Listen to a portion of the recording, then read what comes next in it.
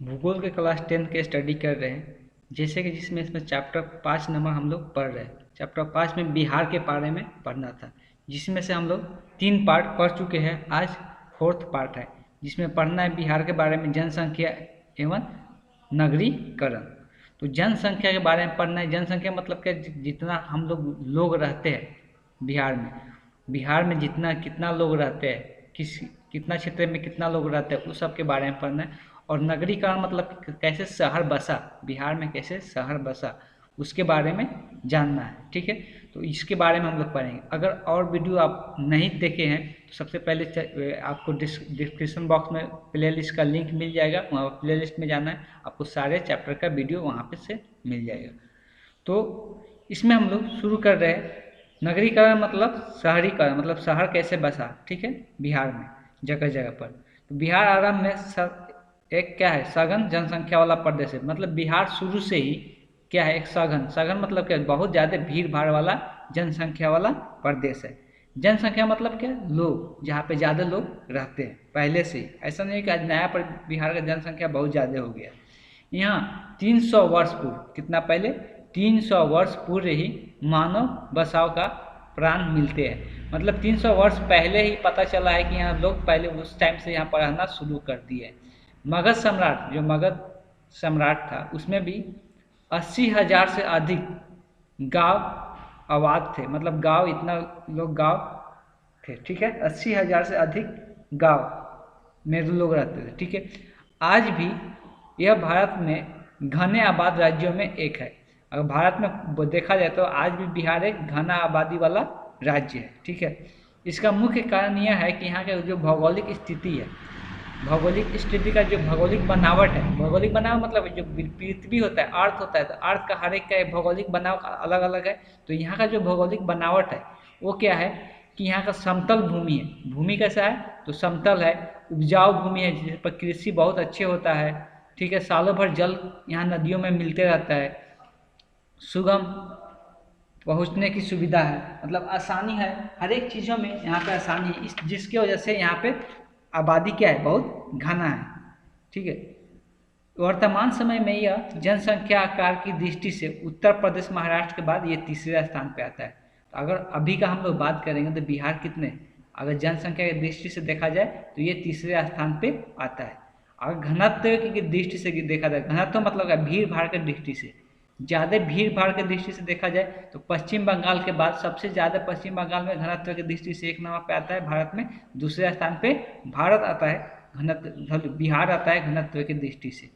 ठीक है, ये किसके अनुसार बताया गया था, ये जनगणना जब 2001 का जो जनगणना होता है वो क्या होता है, हमेशा 10 सालों पर होता है। तो जब 2001 में जनगणना हुआ था उस टाइम के हिसाब से ये सारा चीज़ बताया गया है। अब 2011 का भी जनगणना हो चुका है, तो उसके हिसाब से भी यही डिटेल है कि भारत अभी क्या तीसरे स्थान पे है अगर जनसंख्या की दृष्टि से देखा जाए, और घनत्व की दृष्टि से देखा जाए तो दूसरे स्थान पे। यहाँ पर कुछ टर्म दिया हुआ है। बिहार भारत के सभी बड़े राज्यों में से सबसे कम शहरीकृत राज्य है। मतलब अगर दूसरा राज्य का बात करेंगे तो बिहार में बहुत कम शहर बसा हुआ है दूसरे राज्य की अपेक्षा। ठीक है, अब कुल जनसंख्या बताया जा रहा है कि बिहार का कुल जनसंख्या कितना है, तो यहाँ पर 8,29,000 दिया हुआ है। कब के हिसाब से, 2001 के हिसाब से। लेकिन 2011 के हिसाब से भारत का जनसंख्या लगभग 11 करोड़ के आसपास हो गया है। मतलब 3 करोड़ बढ़ गया है 10 सालों में। अब 2021 के हिसाब से जो जनगणना होगा, इसके हिसाब से, सॉरी, 2021 के हिसाब से जो जनगणना होगा उसमें और भी बढ़ गया होगा। ठीक है, अब इसमें जो यहाँ पर 8 करोड़ दिया हुआ है, इसमें से देखो पुरुषों की संख्या कितना है, तो 4,32,43,795 पुरुष है। इसमें से महिला कितना है, तो 3,97,54,714 महिला। मतलब महिला की संख्या क्या है, कम है, पुरुषों की संख्या ज़्यादा है। यह जनसंख्या भारत की कुल जनसंख्या के कितना प्रतिशत है, तो 8.07। कहने का भारत का जनसंख्या पूरा रहता है 100%, तो उसमें से 8.07% बिहार का जनसंख्या है। आते हैं केंद्रीय सांख्यिकी संगठन, एक संगठन का नाम है केंद्रीय सांख्यिकी संगठन CAO के अनुसार 2007 में बिहार की जनसंख्या बढ़कर बताया गया था कि 9.1 करोड़ हो जाएगा 2007 में, लेकिन 2011 की जनगणना के हिसाब से 11 करोड़ हो चुका है। बिहार के 10कीय वृद्धि मतलब 10कीय वृद्धि 10 सालों में कितना वृद्धि होता है, तो बताया गया है कि भारत में 1991 से 2010 के बीच के दौरान कितना प्रतिशत वृद्धि हुआ, तो 28.62 मतलब 6.2% की वृद्धि हुई। 10 सालों में इतना वृद्धि होती है। राष्ट्रीय वृद्धि का दर बताएंगे तो देखो बिहार का दृष्टि दर देखो कितना ज़्यादा है। राष्ट्रीय पूरा भारत का बात करेंगे तो 21.11% की वृद्धि होती है पूरा 10 सालों में, लेकिन अगर हम लोग क्या सिर्फ बिहार का बात करेंगे तो 28.62% वृद्धि होती है।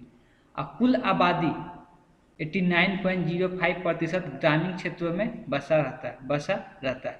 अगर बिहार का बात करेंगे तो ग्रामीण क्षेत्र में कितना आबादी रहता है, तो 89% के आसपास, और 11% शहर में बसते हैं। ठीक है, बिहार में लिंग अनुपात कितना है, तो 919 है। बिहार में लिंग अनुपात 919 महिलाएं प्रति वर्ष पुरुष।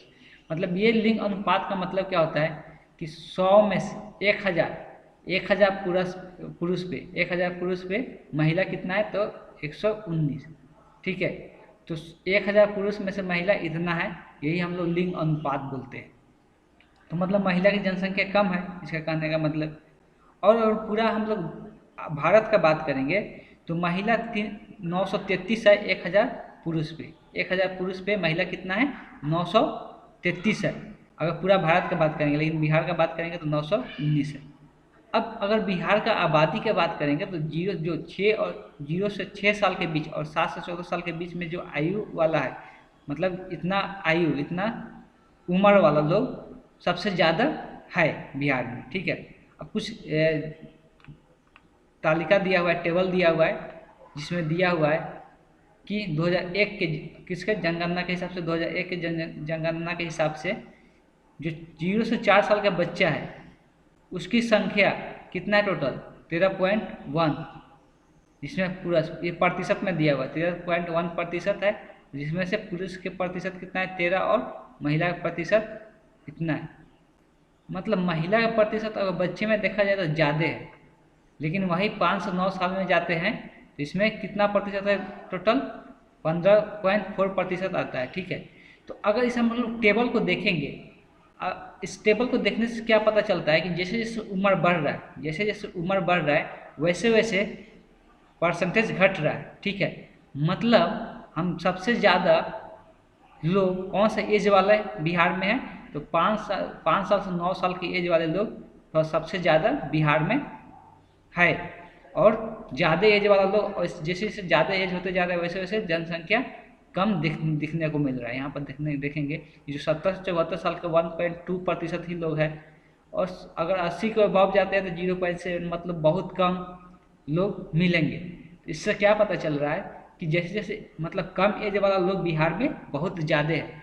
9 साल से 5 साल से 9 साल के बीच का वाला एज वाला लोग बहुत ज़्यादा जनसंख्या में है बिहार में। वही चीज़ यहाँ पर दिया हुआ। तीसरा टेबल में क्या दिया हुआ है, इसमें पुरुषों की संख्या दिया हुआ, पुरुषों के प्रतिशत दिया हुआ है, यहाँ पे महिलाओं के प्रतिशत दिया हुआ है। तो कहीं पर तो महिला का प्रतिशत ज़्यादा है, कहीं पर महिला का प्रतिशत कम है। एज के हिसाब से महिला के प्रतिशत में भी अंतर हो रहा है।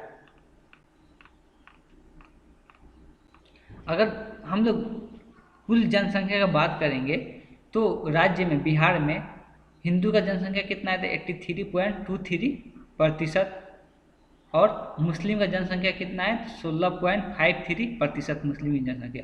अब बाकी और सब धर्म की जनसंख्या जैसे सिख हो गया, बौद्ध हो गया, तो यहाँ पर सबका आबादी दिया हुआ है। सब जितना भी ये टेबल वगैरह जितना भी दिया हुआ है यहाँ पे सब किसके जनगणना के हिसाब से। जनगणना होता क्या है, जनगणना क्या होता है कि आदमी को गिनती किया जाता है, घर घर जाकर सारे आदमी को डिटेल लिया जाता है कि आपके घर में कितने लोग हैं, उसके हिसाब से जनगणना बनाया जाता है। तो ये हर एक 10 सालों पर होता है। तो ये 2001 के जनगणना के हिसाब से सारा चीज़ दिया हुआ है इस बुक में। ठीक है, तो इसमें दिया हुआ है कि अगर समुदाय मुस्लिम का बात करेंगे तो कितना 6,90,76,919 आबादी जनसंख्या, हिंदू का, मुस्लिम का इसमें प्रतिशत में दिया हुआ है, यहाँ पर प्रतिशत में हिंदू का दिया हुआ कि इतना प्रतिशत है। मुस्लिम का जनसंख्या 1,37,22,38 है, इसकी प्रतिशत इतना है। और बाकी सब जो धर्म है, ठीक है, बाकी सब जो समुदाय है उन लोगों की जनसंख्या बहुत कम है। ईसाई का है, उसके बाद सिख का है, बौद्ध का है, जैन का है, अन्य धार्मिक व्यक्ति कुछ भी यहाँ पर आते हैं, उन लोगों की जनसंख्या बहुत कम मात्रा में है। आप देख सकते हैं यहाँ पे, ठीक है। तो राष्ट्रीय लोक सहयोग के एवं बाल विकास संस्थान, एक मतलब राष्ट्रीय सहयोग एवं बाल विकास संस्थान है, भारतीय महिलाओं को संबंधित व अंकित 2007 एवं आर्थिक सर्वेक्षण बिहार सरकार 2007 से 2008 के अनुसार 2005 में बिहार में जन्म दर इतना था। तो 2005 में अगर बात किया जाए तो जन्म दर मतलब बच्चे जन्म लेने वाले इतना थे। अगर इतना बच्चे जन्म लेते थे तो उसमें से मृत्यु दर कितना था, तो औसत अगर निकाला जाए तो देखो, जबकि राष्ट्र अगर भारत का बात करेंगे तो इतना था, भारत में इतना और बिहार में इतना था जन्म लेने वाले, और मरते कितना लोग थे, तो 8.1% लोग मरते थे, ठीक है। तो दोनों का दर ध्यान में रखना। कहने का मतलब 30 लोग जन्म ले रहे तो मर कितना रहे, 8 लोग। इससे क्या होगा, जनसंख्या ऑब्वियस है कि बढ़ेगा, जन्म लेने वाले संख्या ज़्यादा बढ़े। अगर भारत का पूरा भारत का बात करेंगे तो ये मान लो कि 24 हो गया, तो 24 को लोग जन्म ले रहे तो मर कितना रहे, 7.6 मतलब 8 के आसपास या 7 के आसपास मर रहे, ठीक है।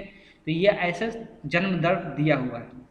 वार्षिक जनसंख्या की वृद्धि, अगर वार्षिक एक साल में कितना वृद्धि हो रहा है बिहार में, तो 2.23% की वृद्धि हो रही है। जनसंख्या में कितना की वृद्धि हो रही है, तो 2.23% की वृद्धि हो रही है। कहने का मतलब कि अगर मान लो कि 100 लोग हैं तो अगला साल कितना लोग हो जाएगा, तो इसका 2.23% निकाल लेंगे, उतना से ये बढ़ जाएगा। तो प्रतिशत निकालना हम लोग मैथ में सीखते हैं, इसमें सीखने की जरूरत नहीं है।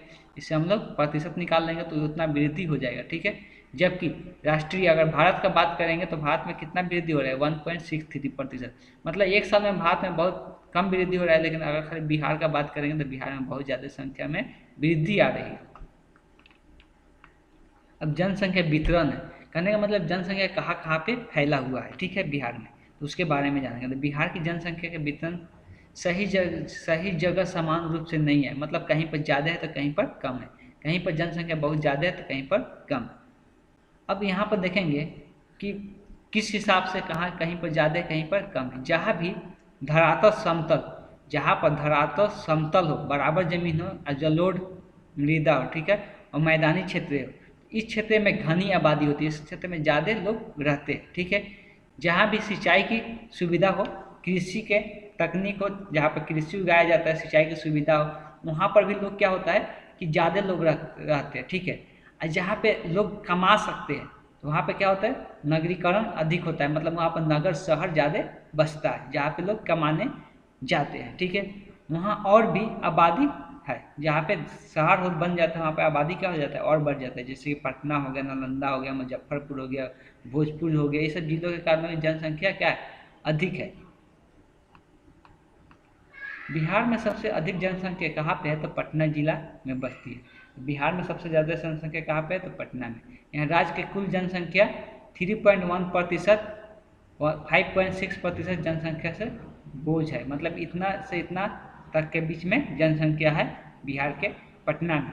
इसका एक बड़ा कारण पटन महानगर राज्य राजधानी होने के कारण भी क्या है, हम लोग बिहार का राजधानी पटना है, तो बिहार का राजधानी पटना होने के कारण भी यहाँ पे जनसंख्या ज़्यादा बढ़ा है। इसके अतिरिक्त नगरीकरण मतलब शहरीकरण, शहर बसाया गया है, विकास हुआ है, प्रशासनिक केंद्र, वाणिज्य केंद्र, मतलब वहाँ पर क्या होता है, बहुत सारा कंपनी आता है, कंपनी बैठता है, वहाँ से कमीनी होता है, औद्योगिक और पर्यटन, बहुत लोग घूमने आते हैं, ठीक है। तो ये सब करने आते हैं, जिसकी वजह से क्या है कि वहाँ पर जनसंख्या ज़्यादा बढ़ा है। क्या आप जानते हैं बिहार में सबसे अधिक जनसंख्या वाला जिला पटना है, और पटना नगर भी सर्वाधिक जनसंख्या वाला नगर है, मतलब सबसे ज़्यादा जनसंख्या वाला नगर कहाँ, पटना। और कुछ जिलों के नाम यहाँ पर दिया हुआ है, गया, मुजफ्फरपुर, पूर्णिया, हाजीपुर, बेतिया, मोतिहारी, छपरा, सिवान, दरभंगा, मधुबनी, सीतामढ़ी, समस्तीपुर जिले में 3 से 5% आबादी है, मतलब इस सब जिलों में 3 से 5% के बीच में आबादी है। इस सब जिलों का कुल आबादी अगर देखेंगे तो ये 11 शेष जिलों में उत्तरी बिहार कौन सा, देखो इसमें जितना भी जिला है इसमें 11 जिले उत्तरी बिहार में है। और यह बिहार का कुल जनसंख्या कितना है यहाँ पे 39% जनसंख्या यही सब जिलों में, 11 जिलों में, ठीक है। जिलों के राज्य के अगर 40 कितना मतलब क्षेत्रफल, अगर क्षेत्रफल देखेंगे क्षेत्रफल के हिसाब से तो ये सब राज्य 39% में बसा हुआ है। और इसका यहाँ का जनसंख्या कितना है, तो 46%। यहाँ का 11 जिले में ही 46% बिहार का जनसंख्या बसता है। तो ये सब जिला में मतलब जनसंख्या ज़्यादा है, इसमें से छपरा भी आता है, सिवान भी आता है। ये सब को ध्यान में रखना है।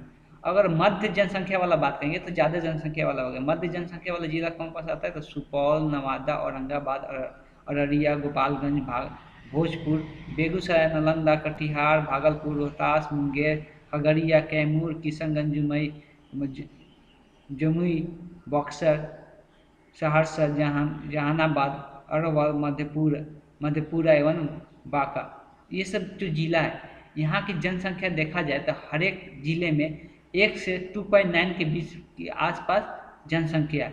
अगर क्षेत्रफल देखेंगे तो ये इसमें कितना क्षेत्रफल लेकर रखा हुआ है, तो 54.85% का क्षेत्रफल में ये सब जिला बसा हुआ है। और यहाँ का जनसंख्या कितना है, लगभग 45.84% की जनसंख्या निवास करता है। तो यहाँ पर यहाँ इतना क्षेत्रफल में इतना प्रतिशत लोग रहते हैं। और यहाँ पर कृषि संबंधित कार्य ज़्यादा होता है। नगर पूजों के विस्तार के कारण यहाँ पर नगर का फैलाव है, इसीलिए यहाँ पर लोग ज़्यादा रहते हैं। तो ये है मध्य जनसंख्या, ऊपर वाला था सबसे ज़्यादा जनसंख्या वाला। अब कुछ कम जनसंख्या वाला के बारे में बात करेंगे तो उस सब में कौन कौन सा डिस्ट्रिक्ट आ जाता है, तो शिवहर, शेखपुरा, लखीसराय जिले जनसंख्या 1 से भी कम है, मतलब 1% से भी इस सब में कम पाया जाता है। इन 3 राज्यों के क्षेत्रफल कितना है, तो 2.84% इन 3 राज्यों का क्षेत्रफल। यहाँ कितना प्रतिशत टोटल जनसंख्या है, 2.22% आबादी रहती है यहाँ पे, ठीक है। इसमें कृषि के बीच छापन एवं कम क्षेत्रफल होने के कारण जनसंख्या कम है। यहाँ पर क्या है कि कृषि यहाँ पर ज़्यादा नहीं हो पाता, इसलिए यहाँ पे कम क्षेत्रफल भी है और इसलिए जनसंख्या यहाँ पे कम है। तो उत्तरी बिहार के बारे में जान लेते हैं। उत्तरी बिहार अपेक्षाकृत गहन जनसंख्या वाला क्षेत्र है। उत्तरी बिहार क्या है, गहन जनसंख्या वाले क्षेत्र है। उत्तरी बिहार का बात हो रहा है। राज्य की कुल जनसंख्या मतलब ज़्यादा जनसंख्या वाला क्षेत्र है। राज्य के कुल क्षेत्रफल यहाँ पर कितना है उत्तरी बिहार में, 43.8%, मतलब 80% पर इतना 63.43 जनसंख्या इधर रहती है। जनसंख्या इस पर संकेंद्रण है, मतलब वहाँ पे बसती है। तो हम लोग उत्तरी बिहार में बोल सकते हैं कि जनसंख्या बहुत ज़्यादा मात्रा में। तो बिहार का नक्शा में जो उत्तरी बिहार है, जैसे यहाँ पर एक बिहार का नक्शा दिया, ये क्या है, उत्तर वाला पार्ट है। तो उत्तर वाला पार्ट में जनसंख्या ज़्यादा, यहाँ पर देख जाए पूरा घना आबादी जैसे दिखाया गया है फिगर में। यहाँ पर क्या है, बहुत ज़्यादा घना आबादी है। और अगर दक्षिणी का बात करेंगे तो उसका क्षेत्रफल कितना है, दक्षिणी का 56.2। क्षेत्रफल दक्षिणी में ज़्यादा है लेकिन जनसंख्या कम है। इधर क्षेत्रफल ज़्यादा है, जनसंख्या कम है, लेकिन इधर क्षेत्रफल कम है, जनसंख्या ज़्यादा है। यहाँ पर हम लोग देख सकते हैं मैप में, जो सबसे ज़्यादा जनसंख्या वाला है, ज़्यादा एक का ब्लैक करके दिया, उससे कम जनसंख्या वाला ये वाला पार्ट है। उसके बाद उससे कम जनसंख्या वाला ये सब पार्ट आ गया इधर और इधर। अब जनसंख्या घनत्व क्या होता है, तो इस टर्म को भी याद रखना है। जनसंख्या घनत्व उसको बोलते हैं कि 1 किलोमीटर स्क्वायर क्षेत्रफल में 1 किलोमीटर मतलब 1 किलोमीटर का जो क्षेत्रफल होता है, उतना क्षेत्रफल में जितना लोग रहते हैं उसी को क्या बोलते हैं हम लोग, जनसंख्या घनत्व। उसी को क्या बोलते हैं, जनसंख्या घनत्व। अगर बिहार की जनसंख्या का घनत्व बताया जाए, बिहार का टोटल बिहार का 2001 के जनगणना के अनुसार, तो 881 लोग रह रहे थे 1 किलोमीटर स्क्वायर क्षेत्रफल में। 881 लोग बसे हुए हैं 1 किलोमीटर स्क्वायर क्षेत्रफल में। अब कुछ जिलों में क्या है, कुछ जिलों में ज़्यादा है, कुछ जिलों में कम। तो उसी को हम लोग देखेंगे। अब देखो यहाँ से 1447 व्यक्ति निवास करते हैं 1 किलोमीटर स्क्वायर में। 1 किलोमीटर स्क्वायर में कहाँ पे, इसको जानना जरूरी है। तो दरभंगा और वैशाली जिलों में, दरभंगा और वैशाली। अब बात करते हैं 1342 और 1332 व्यक्ति प्रति वर्ग किलोमीटर में रहते हैं।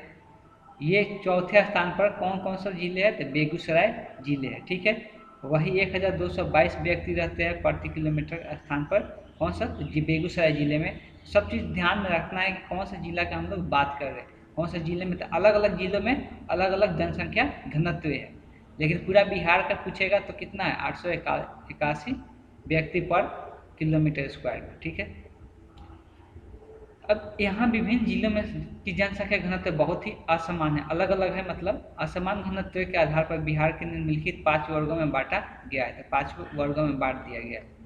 तो सबसे पहला है कि अत्यधिक घनत्व वाले जिले, मतलब जहाँ पे बहुत ज़्यादा लोग रहते हैं, बहुत ज़्यादा, अत्यधिक मतलब बहुत ज़्यादा घनत्व वाले, तो वहाँ पे घनत्व कितना है, तो 1200 व्यक्ति पर किलो स्क्वायर मीटर में रहते हैं। ठीक है, उसमें कौन कौन सा जिला आता है, तो पटना, दरभंगा, वैशाली, बेगूसराय, सीतामढ़ी, सारण, सीवान।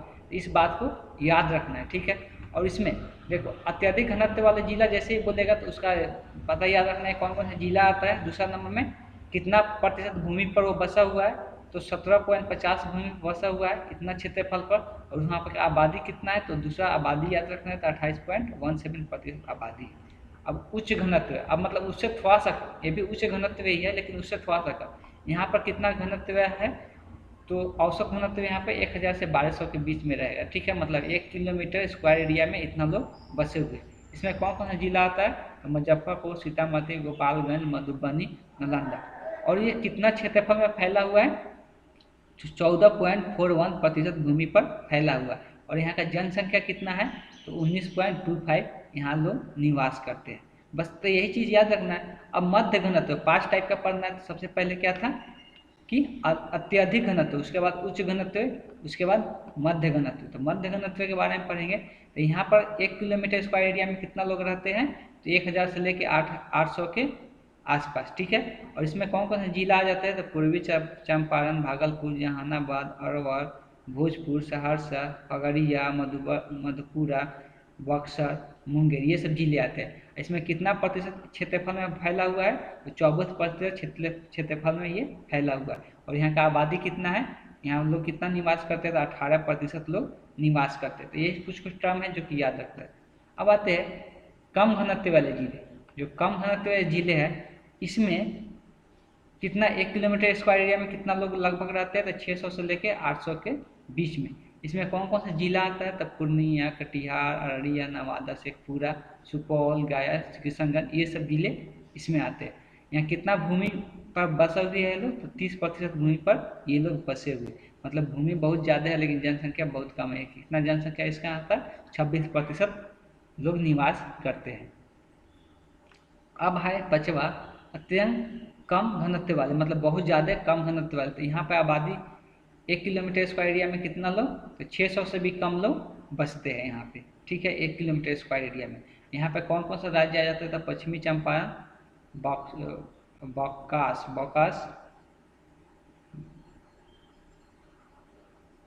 बोकाक, जमुई, कैमूर, यहाँ पर कुछ नाम गलत लिखा हुआ है, कैमूर जिला आते हैं, जिसका घनत्व कितना है, तो 382 व्यक्ति प्रति वर्ग किलोमीटर है। मतलब बहुत कम घनत्व वाले ये सब जिले हैं। इस राज्य की भूमि कितना है, मतलब कितना क्षेत्रफल में ये फैला हुआ है, तो 14.58% में फैला हुआ है। और यहाँ पे जनसंख्या कितना है, तो 9%, ये बहुत कम है। अब हम लोग पढ़ेंगे नगरों का विकास। तो नगर का विकास कैसे हुआ बिहार में, उसके बारे में जानेंगे। तो बिहार में नगरों का विकास इतिहास बहुत पुराना है, बहुत पहले से ही बिहार में नगरों का विकास होते जा रहा है। यहाँ अधिकतर प्रमुख नगर किसी न किसी नदी तट पर विकसित है। तो जितना भी अगर बिहार का नगर का बात करेंगे, शहर का बात करेंगे, तो सब नदी के पास ही है। जैसे पटना नगर का बात करेंगे तो क्या है, गंगा नदी के पास में बसा हुआ है। यहाँ प्राचीन नगरों का विकास राजधानी, शिक्षा और क्या धार्मिक व्यापारिक केंद्र के रूप में हुआ है। जितना भी प्राचीन नगर बना किसके कारण से हुआ है? वहाँ के राजधानी बनने के कारण से हुआ है। शिक्षा का, वहाँ शिक्षा मिल रहा था इसलिए वहाँ पर क्या नगर बन गया। वहाँ पर व्यापार चल रहा था, धार्मिक चीज चल रहा था, इसलिए वो सब क्या हो गया, नगर में परिवर्तित हो गया। जैसे पाटलिपुत्र, तो ये क्या था, राजधानी था, पहले राजधानी घोषित किया गया था, इसलिए यहाँ पे क्या नगर बसा। नालंदा, राजगीर, किसी ना किसी चीज़ से जाना जाता है। राजगीर जाना जाता है, जो घूमने वाले वहाँ पे घूमने वाले प्लेस था, अच्छा अच्छा जगह है, पहाड़ी इलाका है। गया जहाँ पे बुद्धिस्ट लोग रहते थे, तो वहाँ इसलिए यहाँ पे शहर बसा। वैशाली, किसी न किसी कारण से सब शहर ये सब बसा हुआ है। ठीक है, प्राचीन काल से ये सब उदाहरण है। मध्यकाल में अगर आते हैं तो मध्यकाल, प्राचीन पूरा पुराना काल के बाद आते हैं मध्यकाल। तो मध्यकाल में यहाँ नगरों का विकास, सड़कों का विकास प्रशासनिक कारणों से, मतलब जो गवर्नमेंटल कारण था, गवर्नमेंट के कारणों के जरूरी के हिसाब से यहाँ पर बना। ठीक है, ऐसे नगरों का सासाराम, कौन कौन सा नगर बना है मध्यकाल में? सासाराम, दरभंगा, पूर्णिया, छपरा, सिवान आदि आते हैं। अंग्रेजों के समय में, अगर अब अंग्रेज के समय में बात करेंगे तो बिहार का कुल बदलाव आया। बिहार का कुल बदलाव किसके कारण था? रेल सड़क मार्गों के विकास में।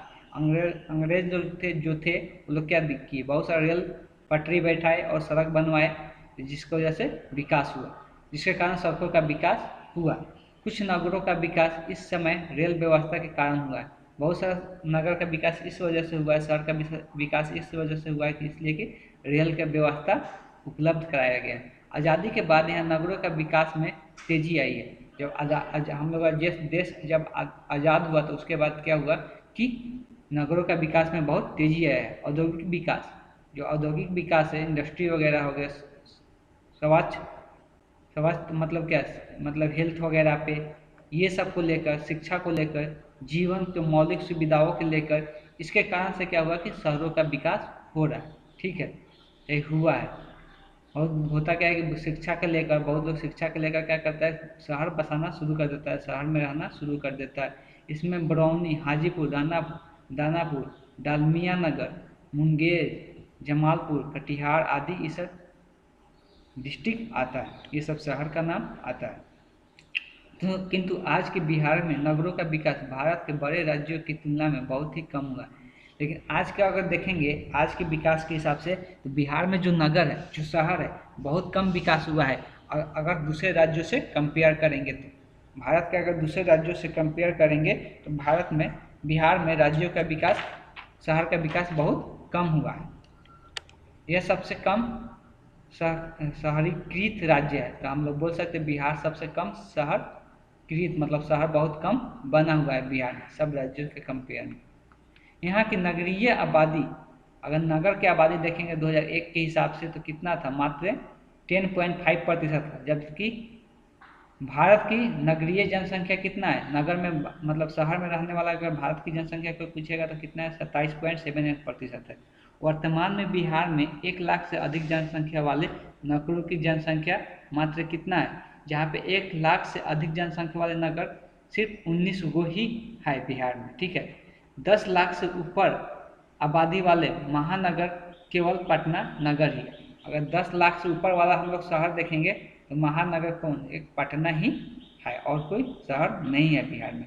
और 2001 के जनगणना के अनुसार कुल नगरीय बस्तियों की संख्या कितना है, 131 है। बिहार में कुल नगरीय बस्ती की संख्या कितना है, 131 है 2001 के जनगणना के हिसाब से। बिहार के नगरों के कार्यात्मक स्वरूप इसकी उत्पत्ति से संबंधित है। यहाँ के पुराने नगर प्रशासन तथा व्यापार से जुड़े। ये जितना भी पुराने नगर है वो क्या है, प्रशासन। प्रशासन मतलब क्या होता है, जो सारा चीज़ गवर्नमेंट के हाथ में रहता है। ठीक है, पुलिस वगैरह हो गया, ये सब क्या है, प्रशासन है। तो ये सब और व्यापार से जुड़े हुए जितना भी नगर बना हुआ है। परंतु आधुनिक नगर उद्योग, अगर आधुनिक नगर उद्योग के बारे में बात करेंगे तो ये यातायात, व्यापार एवं शिक्षा, ये सबसे संबंधित है कि यातायात के चलते उद्योग वहाँ पर बसा हुआ है, व्यापार है, शिक्षा है, इसलिए शहर बसा हुआ है।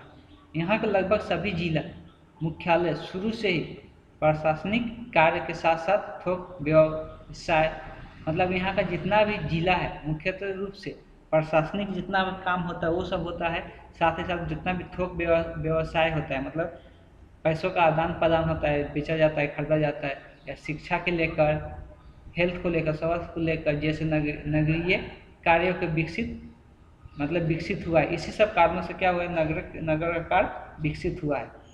यहाँ के मैदानी भागों के अधिकतर नगर सेवा ऐसे कार्यों से विकसित है। बिहार में कुछ चुने हुए नगरों का औद्योगिक इकाइयाँ स्थापित है। मतलब कहने का मतलब मैदानी क्षेत्र होने के कारण से बहुत सारा शहर यहाँ पर विकसित हुआ है। ठीक है। डालमियान नगर, मुंगेर, बरौनी, जमालपुर, कटिहार प्रमुख क्षेत्र है जहाँ पे उद्योग लगा हुआ है। ठीक है, जहाँ पे उद्योग इंडस्ट्री वगैरह है, इंडस्ट्री वगैरह के चलते शहर बसा हुआ है। बिहार में अगर बात करेंगे तो बिहार विभाजन के पूर्व, जब बिहार का विभाजन नहीं हुआ था, हम लोग पता है कि बिहार का विभाजन हो गया था बिहार का विभाजन हो गया था, झारखंड के अलग हो गया था। तो बिहार विभाजन के पहले बिहार में क्या, टाटानगर इस राज्य का मात्र नियोजित नगर था। नियोजित मतलब जो इम्प्लाई, जो कि नौकरी देता था। ठीक है, ऐसा टाटानगर था जहाँ पे नौकरी के लिए बहुत लोग जाते थे। ठीक है, तो पहले बिहार में ही था, जमशेदपुर में, बिहार जमशेदपुर टाटानगर में है। बल्कि बिहार का नहीं हो, भारत के लिए भी एक नियोजित नगर था जहाँ पे बहुत लोग अलग अलग राज्यों से पैसा कमाने के लिए आते थे। ठीक है, किंतु जैसे ही बिहार का विभाजन हुआ, झारखंड अलग हो गया, तो वो क्या हो गया कि वो टाटानगर झारखंड में चला गया, जिससे बिहार में कुछ नहीं बचा, कोई भी नियोजित नगर नहीं बचा। प्राचीन काल से प्रसिद्ध पटना नगर भी आंशिक रूप में नियोजित नगर, आंशिक रूप में मतलब कि थोड़ा बहुत, ज़्यादा नहीं, थोड़ा बहुत रूप में ये नियोजित नगर है जहाँ पे व्यापार वगैरह मिलता है, लेकिन बहुत कम मात्रा में। ठीक है, यह नगर बिहार का राजधानी है। पटना तो बिहार का आज के डेट में राजधानी है। बिहार का अधिकतर नगर अनियोजित, मतलब जहाँ पे एम्प्लॉय वगैरह का सुविधा उपलब्ध नहीं है, जहाँ पे नौकरी वगैरह मिलने के कोई चांसेस नहीं है। और क्या है, अव्यवस्थित, मतलब कि अनऑर्गेनाइज, मतलब कोई ऑर्गेनाइज तरीका का नहीं है। ऑर्गेनाइजेशन मतलब होता है क्या है कि कोई चीज़ एक रूल रेगुलेशन से चलना, तो ऐसा कोई ऐसा चीज़ नहीं है जो कि रूल रेगुलेशन से चलता है, वैसा कोई नगर अभी नहीं है। कुछ नियोजित नगरों में जहाँ पे एम्प्लॉय, जहाँ पे नौकरी वगैरह मिलता है, कुछ नगरें है बिहार में, जो कि बरौनी है और वाल्मीकि नगर को माना जाता है। ठीक है, तो ये दो शहर है जहाँ पे नौकरी वगैरह मिल सकता है। तो ये चैप्टर ख़त्म हो गए। बिहार जो हम लोग चैप्टर पढ़ रहे थे, बिहार के अलग अलग चीज़ों के बारे में हम लोग जाने, तो ये बिहार का चैप्टर समाप्त हुआ। इसके बाद चैप्टर 6 पढ़ेंगे नेक्स्ट वीडियो में। Thank you.